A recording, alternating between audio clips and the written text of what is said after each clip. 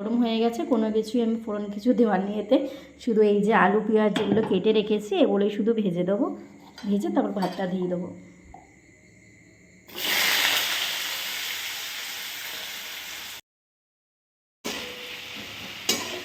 তো পেঁয়াজটা একটু বেশি করে দিলে কি একটু ভাল লাগে, কারণ পেঁয়াজ ভাজা খেতেও ভালো লাগে, আর পেঁয়াজটা একটু মুখে বলবে বেশ ভালোও লাগে টেস্ট। যারা একটু পেঁয়াজ খেতে ভালোবাসে তারা দেখবে একটু সব কিছুতেই পেঁয়াজ দিতে বেশি ভালোবাসে।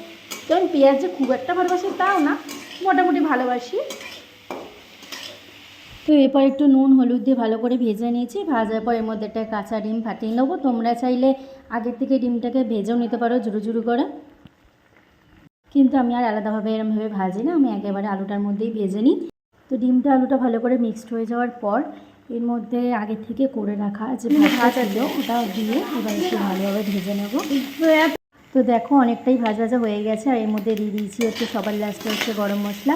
গরম মশলা দিলে একটু খাওয়ার টেস্টটা একটু ভালো হয়, তো সেই জন্যই দিচ্ছি। তোমরা চাইলে যদি মনে হয় যে একটু চিকেন মশলা দিয়ে তো দিতেই পারো, যার মনে হবে দেওয়ার ইচ্ছা দেবে, যার মনে হবে না দিতে ইচ্ছা নেই তো দেবে না, কিন্তু একবার দুটো করেই খেয়ে দেখতে পারো, দুটোতেই ভালো লাগে খেতে। এইদিকে দেখো আমার ভাত ভাজা রেডি হয়ে গেছে। তো তোমাদের কেমন লাগলো অবশ্যই আমাকে কমেন্টে জানিও।